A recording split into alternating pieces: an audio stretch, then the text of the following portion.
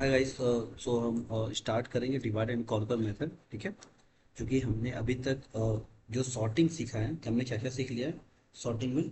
हमने सॉर्टिंग अपना bubble sort, insertion sort, merge sort, sorry merge नहीं, इंसर्शन, बबल। ठीक है। और इंसर्शन था हमारे पास बबल सॉर्ट था, और क्या था, सिलेक्शन सॉर्ट था। ठीक है। यानी ये हमने सीख लिया, और उसके बाद हमने सीखा था कि सर्चिंग के लिए बाइनरी बाइनरी सर्च भी सीख लिया था, लीनियर था। ठीक है। लीनियर के बाद हमने कस्टम भी बनाया था कि एक डेटा हमने बना लिया था जिसका भी टाइम वो ऑफ नहीं आ रहा था, लेकिन हम उसमें बोल रहे थे कि भाई हम उस पर 2 पॉइंटर का काम कर रहे थे। भाई एक बंदा यहाँ रख रहे थे, यहाँ पर, और एक बंदे को यहाँ पर रख रहे थे। ठीक है। तो हम इसको भी चला रहे थे, साथ में इसको भी चला रहे थे, ताकि जहाँ भी डेटा मिल जाए हम वहाँ से ले लें। राइट। तो ये भी तरीका था। तो ये सब हमने कर लिया, ये सब हमारा हो चुका। अभी हम क्या करेंगे, अभी हम सीखेंगे डिवाइड एंड कॉन्कर मेथड। ठीक है। तो डिवाइड एंड कॉन्कर मेथड होता क्या है, डिवाइड एंड कॉन्कर का मेथड का मतलब क्या है, यानी डीसी का मतलब क्या है। तो डिवाइड एंड कॉन्कर मेथड का सिंपल सा मतलब ये होता है कि बड़ी प्रॉब्लम, जैसे मैं आपसे ये बोलता हूँ कि भाई काम करो, ये जैसे डेटा हमारे पास है, ठीक है, ये एक पाथ है ना, सपोज है रोड है। अब मैं आपसे ये बोलता हूँ कि आपको 5 किलोमीटर की डिस्टेंस पास करनी है, ऐसा करके। ठीक है, ऐसा करके डिस्टेंस आपको ट्रेवल करनी है ना, ट्रेवल करनी है, कुछ तो बनाना है या कुछ ट्रेवल करना, कुछ भी बोल सकते हो। तो मैं ये बोलता हूँ सर कि मैं यहाँ तक का काम कर लूँ, मैं अगर ये काम कर लूँ, मैं इतना तक का काम कर लूँ। ठीक है। और कुछ ऐसा बना दूँ, यानी कोई एक सिस्टम बना दूँ जो इसी काम को रिपीट करे, यानी इसी काम को रिपीट करे। अगर ये इसी काम को रिपीट करेगा तो ये भी कंप्लीट हो जाएगा, है ना, यहाँ तक कंप्लीट हो जाएगा। अगर वो फिर से ये काम रिपीट करेगा तो यहाँ तक फिर से कंप्लीट हो जाएगा, और फिर से रिपीट करेगा तो ये काम फिर से कंप्लीट हो जाएगा। तो डिवाइड कॉन्कर भी ऐसा करता है। डिवाइड कॉन्कर का मतलब क्या होता है कि भाई एक बड़ी प्रॉब्लम को तोड़ दो एक छोटी प्रॉब्लम में, यानी एक बड़ी प्रॉब्लम होगी, उस बड़ी प्रॉब्लम को तोड़ दो छोटी प्रॉब्लम में, छोटी छोटी प्रॉब्लम में, और एक प्रॉब्लम हम सॉल्व करेंगे। और हम बोलेंगे कि भाई जो बची हुई प्रॉब्लम है तुम सॉल्व करो। ठीक है। जैसे अगर आपने मैथ में फंक्शन पढ़ा होगा, तो मैथ में हमारे पास फंक्शन था, है ना, क्या था, फंक्शन। मैथ में हमारे पास फंक्शन होता था, तो हम फंक्शन सॉल्व कैसे करते थे। जैसे एक फंक्शन में बनाता हूँ एफ एन, अच्छा होता था एफ एन बराबर F-1 है, ऐसा करके। ठीक है। उसके बाद एक आता था डेटा, जिसमें होता था कंडीशन कि भाई अगर एन की वैल्यू 0 हो गई तो रिटर्न क्या कर दो, 1, है ना, रिटर्न हमें क्या करना था, 1, ऐसा करके। ठीक है। तो मैं बना देता हूँ कि भाई ऐसा करके डेटा था कि भाई अगर 1 0 है तो रिटर्न क्या करना था, हमें रिटर्न करना था 1, है ना, ऐसा करके बना होता था। तो ये हमारा फंक्शन, इसको सॉल्व कैसे करते थे। तो हम ये बोलते थे भाई चलो एक काम करते हैं, एन की वैल्यू हम लेते हैं 2 या 3, एन की वैल्यू 3 ले लिया, तो हम कहते थे एफ एन डालो 3, एफ एन, यहाँ 3 पास करते थे, और यहाँ डालेंगे एफ एन 3 - 1, ये क्या देगा 2, यानी F2, है ना। तो ये क्या होगा 3 - 1 F2, तो ये F2 हो गया, क्या हो गया F2 हो गया, राइट। उसके बाद फिर से हम, क्योंकि हम एक एक माइनस कम कर रहे हैं, तो हम जाएंगे फिर से कम करेंगे, हमारा डेटा क्या होगा, अब F2 ये है, फिर 2 होगा, और 2 होगा, ये F1 आ जाएगा, है ना, F1। ठीक है, ये क्या होगा, ये हमारा F1 आ जाएगा, राइट। अब इसको F1 कर सकते हैं। अब यहाँ जैसे ही n की वैल्यू 0 होगी तो रिटर्न क्या करना, 1, तो F1 की वैल्यू क्या आएगी हमारे पास, 1, क्यों, क्योंकि देखो यहाँ 0 हो गया, यहाँ n की वैल्यू, n क्या था हमारे पास, n था 3, तो यहाँ हमने पास किया तो ये हमें 2 मिल गया, ये हमें 1 मिल गया। हमने जब 1 पास किया तो 1 क्या होगा, F1, यानी 1 - 1 0, तो F0 की वैल्यू क्या होगी, 1, है ना। तो F1 क्या रिटर्न किया, F1 रिटर्न कर रहा है 1। अब जब F1 ने 1 रिटर्न किया है तो यहाँ देखो, यहाँ भी क्या है 1, तो ये भी 1 रिटर्न करेगा। F2 क्या रिटर्न करेगा, 2, तो F1 जो F2 है, तो भी क्या, वो भी तो ये नहीं है ना, तो यहाँ भी क्या होगा, इनकी वैल्यू F3, ये 1, है ना। और यहाँ भी देखो, यहाँ भी क्या 1, है ना। क्यों, क्योंकि देखो जो जो वैल्यू है ना, ये जो वैल्यू है F1, तो हमने F1 को यहाँ निकाला है, F1 को निकाला है, F1 की जो भी वैल्यू आई, जो हमें वैल्यू की आई, हमने F1 की वैल्यू पुट कर दी। जब हमने F1 की वैल्यू यहाँ पुट की तो हमें यहाँ वैल्यू मिल गया, है ना, F2 की वैल्यू, हमने F2 की वैल्यू उठाकर यहाँ पुट कर दिया, यहाँ पर F2 की वैल्यू मिल गया। अब जो भी F2 की वैल्यू मिल गया तो वही F3 की वैल्यू थी, तो ये हमें निकालना था। ठीक है। तो इस तरीके से हम फंक्शन सॉल्व करते हैं। तो पहले हम एक दो फंक्शन सॉल्व करेंगे, है ना, ताकि आपको ये समझ में आ जाए कि फंक्शन एक्चुअली होता क्या है, यानी कि फंक्शन को सॉल्व कैसे करते हैं। ठीक है। तो मैं एक फंक्शन लिखता हूँ जिसमें एक सम करेगा, है ना, अगर आपने सम सुना होगा, तो F1 जैसे n+1 कुछ भी कर सकते हैं, एक Fn है, Fn लिखते हैं हम, इसको n+F(n-1), ठीक है, ऐसा बनाते हैं। और कंडीशन ये है कि भाई अगर n की वैल्यू, कंडीशन ये है n की वैल्यू 0 है तो हमें 1 रिटर्न करना है, ये हमारी कंडीशन थी, हमने बना दिया। ठीक है। चलो करते हैं। और n की वैल्यू यहाँ लेते क्या, n वैल्यू हमारी 3 है, तो यहाँ F3 पास किया हमने, है ना, 3 पास किया, तो क्या होगा 3 प्लस F2। ठीक है, कोई बात नहीं, हर बार n कम होगा, तो f क्या होगा, अब 3, अब यहाँ क्या होगा 2 होगा, है ना, क्योंकि कम ही होगा। तो ये भी क्या होगा, अब भाई n की वैल्यू क्या थी, n की वैल्यू हमने 1 पास कर दी, अब ये क्या आ गया, ये हमारा F2 आ गया, क्या आ गया F2, है ना, तो F2 आ गया। अब उसके बाद F3 को ऐसा कुछ कर सकते हैं ना F2। अब जैसे जैसे ये एक काम करो, इसको भी जाने दो, इसको मैं समझाता हूँ ऐसे, जैसे ताकि ये रियल टाइम में डेटा आपको समझ में आए, है ना, ताकि डेटा आपको क्या है समझ में आए। जैसे एफ एन है, एफ एन प्लस वन, है ना, एन की वैल्यू कुछ भी लेते हैं 3, ठीक है, ये डेटा हमारे पास है ना। तो भाई ये बोला एन की वैल्यू अगर 5 है तो रिटर्न कर दो 5, कुछ भी रिटर्न कर सकते हैं कि 5 1 जो भी है। तो ठीक है, तो F5 रखा है यहाँ पर, ये क्या हुआ F5 + 6, है ना। अब इस 6 को हम कन्वर्ट भी कर सकते हैं कि भाई इसको 5 प्लस कर सकते हैं, है ना। तो इस तरीके से जब किसी भी फंक्शन को हम कन्वर्ट करते हैं ना फंक्शन को, तो ये फंक्शन होता है, यानी कि इस तरीके से हम किसी भी फंक्शन को कन्वर्ट कर सकते हैं। यानी कि फंक्शन लिखने का तरीका होता है कि जब आप किसी फंक्शन को पकड़ते हो तो इस तरीके से हम लिख सकते हैं ना, उस फंक्शन को आप तोड़ सकते हो, है ना। यानी कहने का मतलब ये है कि भाई उस फंक्शन को F1 में, F2 में, F3 में जो भी आप चाहो उसको कन्वर्ट कर पाओ, ठीक है, कन्वर्ट कर सकते हो। तो डिवाइड और कॉन्कर भी इसी फंक्शन की तरह ही काम करता है। जैसे ये फंक्शन है ना, फंक्शन, ये फंक्शन की तरह ही काम करेगा। अगर डिवाइड और कॉन्कर की बात करें तो ये फंक्शन की तरह ही करेगा जो हमने मैथ में किया था, ठीक है। तो अगर आपको समझ में कोई दिक्कत नहीं, मैं आपको दूसरे तरीके से समझाता हूँ कि और भी तरीके हैं इसको सीखने का। इसका एक तरीका और भी है कि भाई इसमें सिंपल रूल क्या है, इसमें सिंपल रूल सोचो, ब्रेक, मतलब कि भाई एक कंडीशन आएगा, एक कंडीशन आएगा जहां आपको ब्रेक करना है, ठीक है, एक कंडीशन आएगा जहां ब्रेक करना है। जैसे जैसे देखो, अगर मैं ये बोलता हूँ कि भाई ये काम करो, एक से फंक्शन बनाता हूँ, आपको सीधे फंक्शन समझ में आ जाएगा। ये फंक्शन हमारा ABC है, ABC है, यहाँ n आ रहा है, ठीक है। मैंने बोला इफ n की वैल्यू अगर n इक्वल इक्वल टू क्या, या n लेस देन क्या है, अगर n less than equal to 1 है ना, तो यहाँ से जो हम रिटर्न करेंगे, ये रिटर्न करेंगे क्या 1, ठीक है, 1 रिटर्न कर दिया। और हमने क्या किया, ABC को n-1 कॉल किया, ये कॉल कर दिया, राइट, ठीक है, ये डेटा हमारा बन गया। अब इस फंक्शन को ध्यान से देखो, अगर हमने हमने n की वैल्यू की 5, है ना, तो देखो हर बार क्या होगा, यहाँ क्या होगा, ये स्टैक बनेगा, ये स्टैक बनेगा डेटा, ठीक है, क्योंकि पूरा स्टैक में जाएगा। तो ये कॉल करेगा एफ एन को, ठीक है, F5 को। अब 5 जाएगा, कंडीशन चेक किया F5 - 1, तो देखो 5 - 1 का मतलब 4, ऐसे 3, ऐसे 2, ऐसे 1। तो जैसे ये 1 हुआ तो इसने रिटर्न किया 1, है ना, 0 पर आया तो इसने रिटर्न किया 1, तो इसने 1 को रिटर्न किया, ठीक है। अब ये क्या रिटर्न करेगा, जो भी डेटा इसके पास होगा, है ना, और ये इसके रिटर्न करेगा, इसके पास जो भी डेटा होगा इसके रिटर्न करेगा, इसके पास जो भी डेटा होगा ये रिटर्न करेगा, इसके पास जो भी डेटा होगा ये रिटर्न करेगा, है ना। यानी कि जो भी डेटा, ये जैसे 1 रिटर्न किया, ठीक है, ये अब इसके पास कुछ आया ही नहीं, कुछ भी डेटा नहीं बना, तो ये भी रिटर्न करेगा 1। इसके पास भी कुछ डेटा नहीं है, ये तो स्टैक में डेटा है ना, उससे क्या फर्क पड़ता है, उससे कोई फर्क नहीं पड़ेगा। यानी जो ये डेटा रिटर्न करेगा और इसके साथ जो भी मैनिपुलेट आप करोगे और ये जो फंक्शन रिटर्न कर रहा है वही आपको डेटा मिलेगा। यानी कि अगर ये फंक्शन जो भी रिटर्न करेगा, जो भी फंक्शन रिटर्न करेगा वो इसमें आ रहा है, और ये फंक्शन जो रिटर्न करेगा वो इसमें आएगा, और ये फंक्शन जो रिटर्न करेगा वो इसमें आएगा, और ये फंक्शन जो रिटर्न करेगा उसमें आएगा, ठीक है। इस तरीके से स्टैक बनता है और डेटा ऐड होता है। इसे बोलते हैं डिवाइड एंड कॉन्कर मेथड, यानी एक ऐसा मेथड जो खुद को कॉल करे, यानी अ मेथड कॉल इटसेल्फ से ऐसा बोलते हैं, एक ऐसा मेथड जो खुद को कॉल करे, यानी कोई एक ऐसा मेथड है जो खुद को कॉल करे, इसको बोलते हैं डिवाइड एंड कॉन्कर मेथड। इसके बेस पर हम मर्ज सॉर्ट करते हैं, क्या करते हैं, अपना मर्ज सॉर्ट, ठीक है। तो मर्ज सॉर्ट में सिंपल सिंपल क्या क्या रहेगा भाई, आप पहले डिवाइड करोगे, डिवाइड डेटा डिवाइड करते हैं और कॉन्कर, ठीक है, एक बार हम डिवाइड करेंगे, एक बार ऐड करेंगे। तो डिवाइड और कॉन्कर नाम का मेथड होगा जिसका हम यूज करके डेटा को ऐड करेंगे, ठीक है।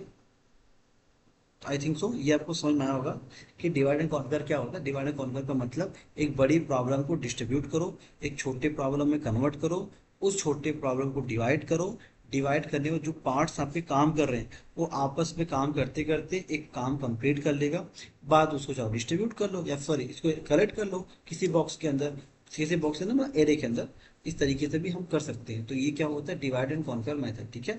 अब देखो इसी फंक्शन को इम्प्लीमेंट करके देखते हैं ना, कुछ इंक्लूड करके देखते हैं क्या होता है। अच्छा, इसमें खास बात ये है, हमेशा मैं कुछ चीज़ सिखाता हूँ, ऐसा एक फंक्शन बनाते हैं नॉर्मल सा, ठीक है, VS कोड में, हमारा VS कोड है।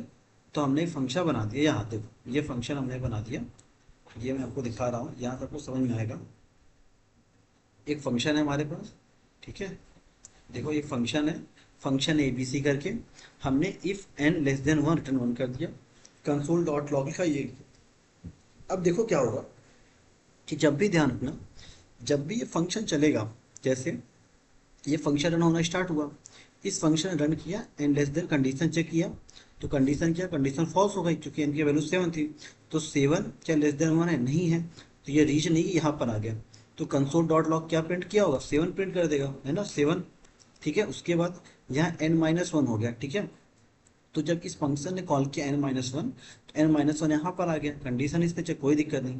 हमेशा ध्यान रखना, इसके बाद का जो कोड है ना, इसके बाद का कोड अभी चलेगा नहीं, ये चलेगा बाद में, जैसे बोलो लास्ट टाइम, लास्ट टाइम, ये इसके बाद का कोड, यानी किसी भी फंक्शन, कोई भी अगर फंक्शन आपने कॉल किया है, उस फंक्शन के बाद जो भी कोड होगा वो पहले नहीं चलेगा, वो चलेगा हमेशा बाद में। कब, जब ये कंप्लीट हो जाएगा फंक्शन तो, ठीक है। तो फंक्शन फर्स्ट टाइम चला तो इसका आउटपुट आया 7, सेकेंड टाइम चलेगा, सेकेंड टाइम फंक्शन क्या हुआ n-1, अब n-1 कॉल करो, तो ये n-1 पर क्या हुआ, n-1 पर 6 हो गया, क्या 6 लेस देन 1 है, नहीं है, कंडीशन फॉल्स हुई, तो यहाँ प्रिंट किया, तो सेकेंड टाइम क्या प्रिंट करेगा, सेकेंड टाइम प्रिंट करेगा 6, ठीक है, सेकेंड टाइम प्रिंट करेगा 6, है ना। उसके बाद क्या डेटा यहाँ पर आया 6 में, फिर इसने कॉल किया 6-1, अब 6-1 क्या है, 6-1 5 हो जाएगा, है ना।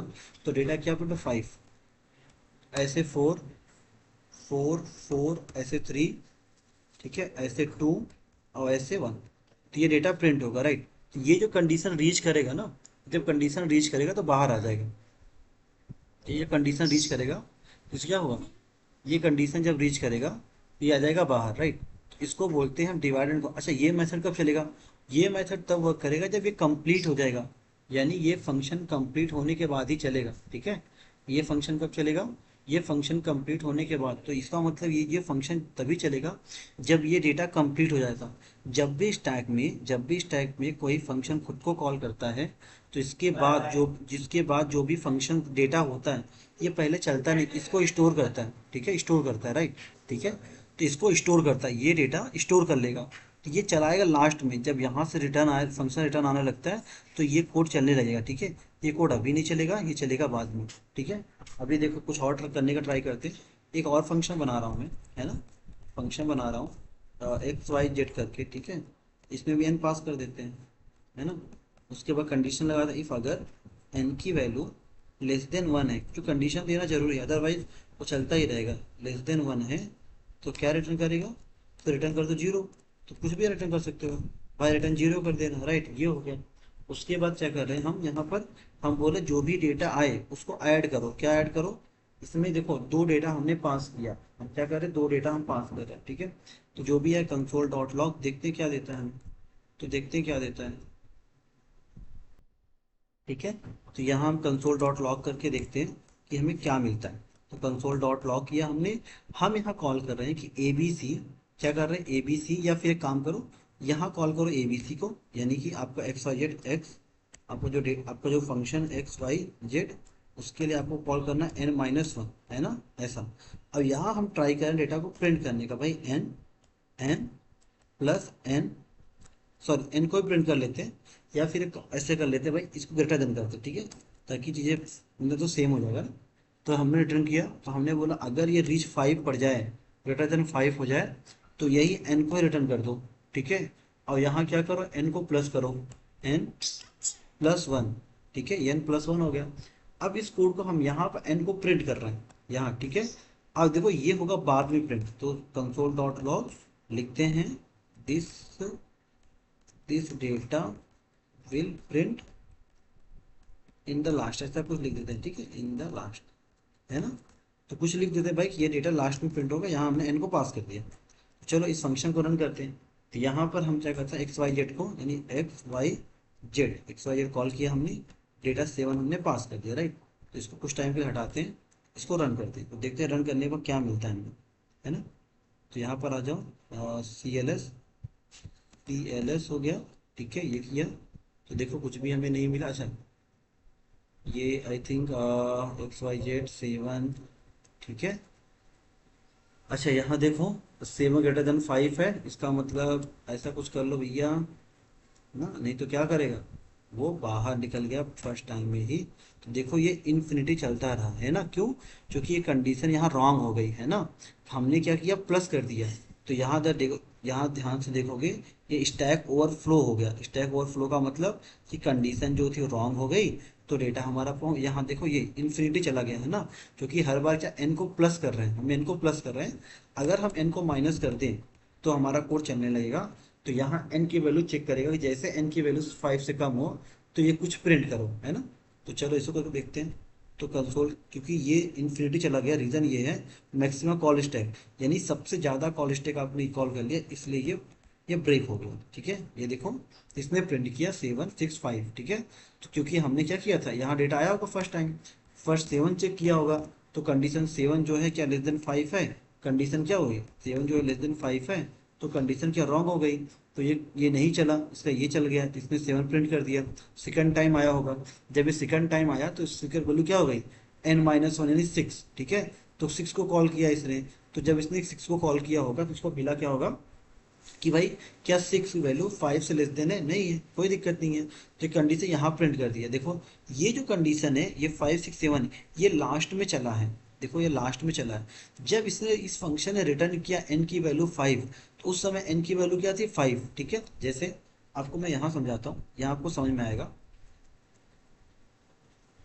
देखो जब उस फंक्शन को हमने बनाया, यहाँ मैं फंक्शन बना रहा हूँ, इस फंक्शन को मैं बना रहा हूँ ABC को, है ना। यहाँ हमने पास कर दिया, हमने बोला इफ अगर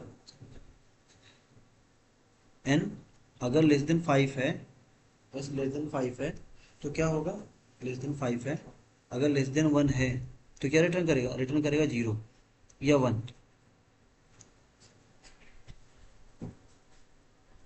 तो क्या रिटर्न करेगा, रिटर्न करेगा ये, ठीक है। उसके बाद A B C में हमने क्या किया, n-1 पास कर दिया। मैं फिर से प्रॉपर लिखता हूँ ताकि चीज़ और समझ में आ जाए। देखो हमारे पास एक फंक्शन है, ये फंक्शन ABC करके, है ना, n, ठीक है।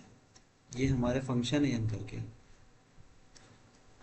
इफ अगर n की वैल्यू लेस देन है तो रिटर्न कर दो यहाँ से 1 1, ये बंद हो गया। अब हम क्या कर रहे हैं, यहाँ पर कंसोल डॉट लॉग n को प्रिंट कर रहे हैं। अब फिर इसी ABC को हम कॉल कर रहे थे, राइट। अब हमने लास्ट में क्या किया, कंसोल डॉट लॉग हमने किया print last, print the data last, ऐसा कुछ करके हमने लिख लिया, ये हमारा बंद हो गया। अब देखो एक्चुअल में काम कैसे करता है ये समझो आप, ठीक है। एक्चुअल में ये फंक्शन ने काम कैसे किया होगा मैं आपको समझाता हूँ। देखो इसमें हुआ क्या होगा कि पहले तो एक स्टैक बना होगा, ठीक है, स्टैक बना होगा, है ना। ये डेटा इसमें आया होगा, तो इसने f-1, जिसे सपोज करो डेटा हमारे पास इस तरीके से बना fn-1, ये हमारा डेटा था। यानी एक्चुअली अगर फंक्शन की बात करो तो फंक्शन है क्या, फंक्शन इस तरीके fn बराबर fn-1, ये हमारा फंक्शन है। एक्चुअली जो फंक्शन है वो इसी तरीके से ही है, fn equal to fn-1। F n की वैल्यू हमने लिया 7, तो f-7 कॉल किया होगा उसने। अब एफ एन वैल्यू 7 रखो, 7 - 6, तो ये 7 आ गया, है ना। कम हुआ तो ये 6 आया होगा ऐसा, ये 5 आया होगा, ये 4 आया होगा, ठीक है, ऐसा करके आया होगा, ये 3। अब सपोज 2 और ये 1, है ना। तो जैसे ये 1 को इसने रिटर्न किया, ये 1 आया, इसने इसने 1 रिटर्न कर दिया। तो जब यहाँ पर आया तो F1 जब कुछ तो था नहीं, क्योंकि उसमें कोई कैलकुलेशन नहीं, तो इसने भी 1 को रिटर्न कर दिया। अब देखो क्या होगा, अब क्या होगा, जब ये रिटर्न किया F1 ना, F1 ने 1 को रिटर्न किया, क्या 1 को, तो F2 की वैल्यू क्या थी भाई, F2 की वैल्यू 2 थी। F3 की वैल्यू क्या थी, F3 की वैल्यू 3 थी। F4 की वैल्यू क्या थी, F4 की वैल्यू 4 थी। तो यहाँ इसने 2 को रिटर्न किया, यहाँ 3 को, यहाँ 4, यहाँ 5, यहाँ 6 और यहाँ 7। इस तरीके से 7 हो 8 हो, तो जितने भी कॉल डेटा आएगा। अच्छा, तो जब ये फंक्शन कॉल कर रहा था, यानी जब ये फंक्शन ABC n-1 ने कॉल किया, तो इसके नीचे की जो लाइन थी इसने सेव कर लिया यहाँ पर, ठीक है। तो ये सब ये डेटा सेव कर रहा है, इसने भी डेटा को सेव किया, इसने भी स्पेस को सेव किया, इसने भी स्पेस को सेव किया, इसने भी स्पेस को सेव, इस सब ने स्पेस को सेव किया। जब ये रिटर्न करेगा ना, जब ये रिटर्न करेगा, जब ये डेटा रिटर्न करेगा, तो ये सारे स्पेस इसके बाद चलना स्टार्ट होंगे। यानी ये जो फंक्शन होगा, जो इसके बाद का लाइन होगा, इसके रिटर्न करने के बाद ही चलना स्टार्ट होगा, पहले नहीं चलेगा। हमेशा कब चलेगा? इसके रिटर्न करने के बाद, यानी ये पहले कभी नहीं चलेगा। ये स्पेस रखेगा, ये स्पेस तब रन करेगा इसके बाद। किसके बाद? इसके बाद, इसके बाद, है ना, इसके बाद। ठीक है, क्या होगा? इसके बाद ये रन करना स्टार्ट करेगा। ठीक है, तो इसके बाद क्या होगा? इसके बाद ये रन करना स्टार्ट करेगा। ठीक है, चलो, आई थिंक ये तो आपको समझ में आया होगा। ठीक है, ये आपको समझ में आया होगा कि इसके इसके बाद ये चलना स्टार्ट होगा। ठीक है, ठीक है, क्या होगा? इसके बाद चलना स्टार्ट होगा। चलो, ये हो गया।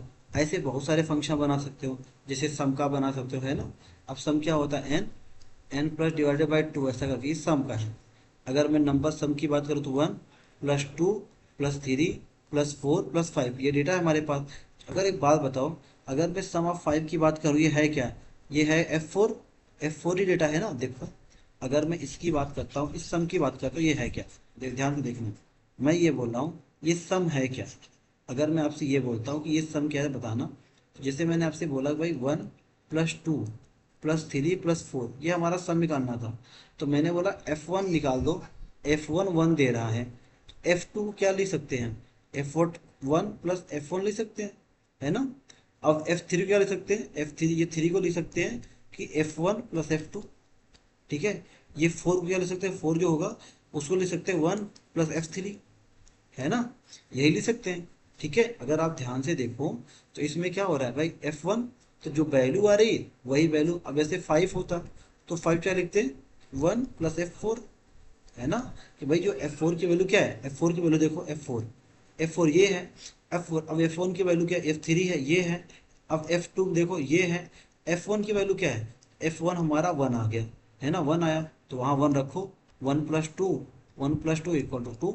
F2 की वैल्यू 2 हो गई, है ना। यहाँ देखो, अब यहाँ क्या होगा? 1 + 2, ये होगा 3।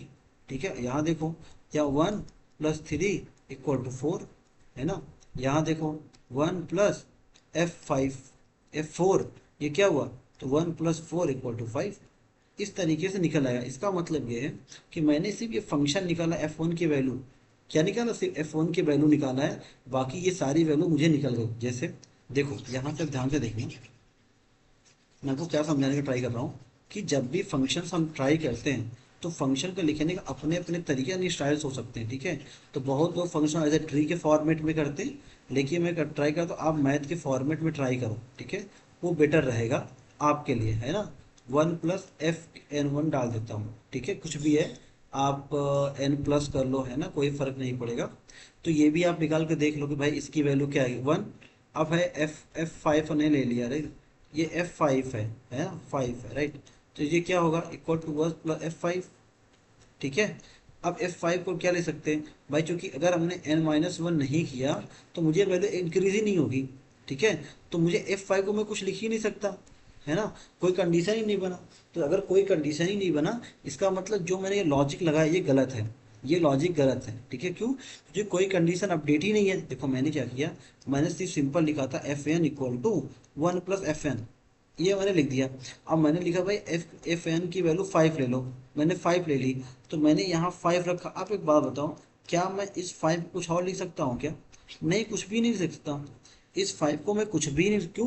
क्योंकि कोई डेटा अपडेट ही नहीं है। अगर जब कोई डेटा अपडेट ही नहीं है, तो इसका मतलब यहाँ कुछ मैं लिख ही नहीं सकता, है ना। इसका मतलब ये कंडीशन ही गलत है।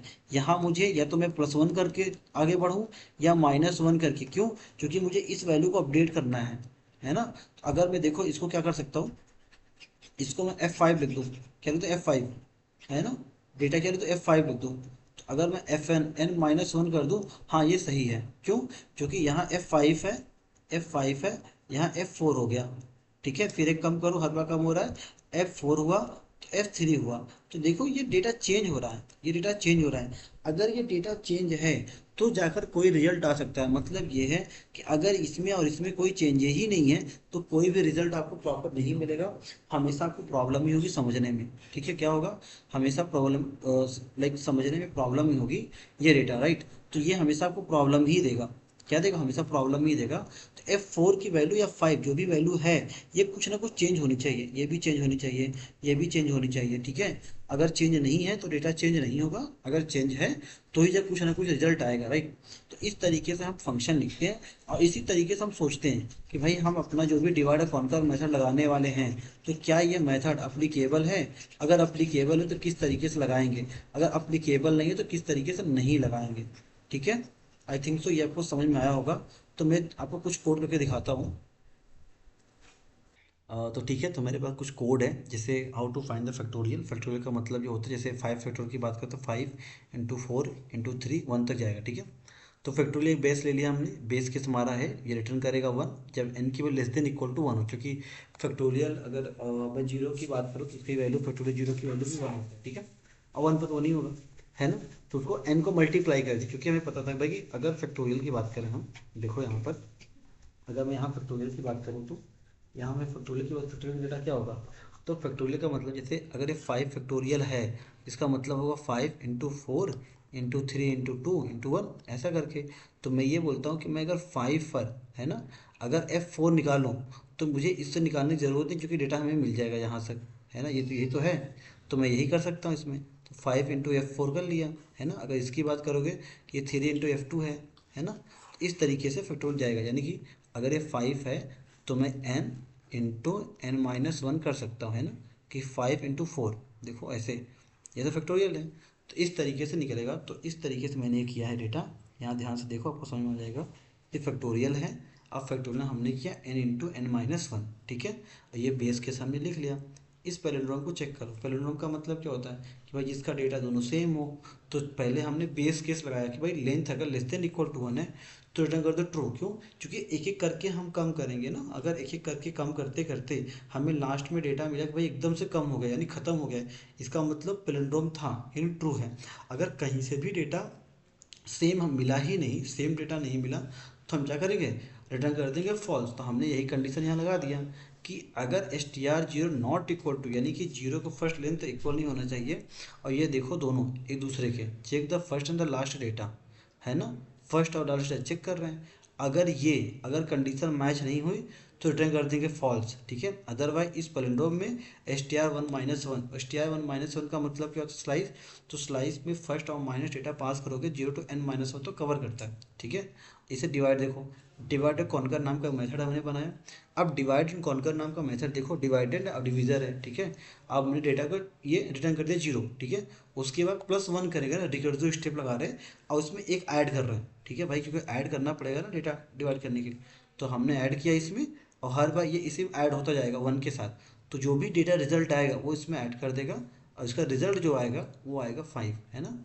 तो ये फंक्शन आप चलाकर एक बार देख भी सकते हो, आपको समझ में आ जाएगा, ठीक है, कि डिवाइड एंड कॉन्कर मेथड क्या होता है, ठीक है। उसके बाद आपका आएगा मर्ज सॉर्ट आता है, जिसमें सॉर्टिंग आता है, ठीक है। तो डिवाइड एंड कॉन्कर एक सिंपल सा मेथड है, जिसमें एक बेस केस आएगा। अब इसमें आप कुछ भी करो, है ना, अगर आपको लेंथ निकालनी है, इसमें मल्टीपल इफ केस लगा सकते हो ना, मल्टीपल इफ केस लगा सकते हो, तो यू कैन डू। अदर इसमें आपको ये रीड कर लो, अगर इसमें कुछ भी प्रॉब्लम है, आपको समझ में नहीं आ रहा है, तो मैं फिर से आपको एक्सप्लेन कर दूंगा, ठीक है।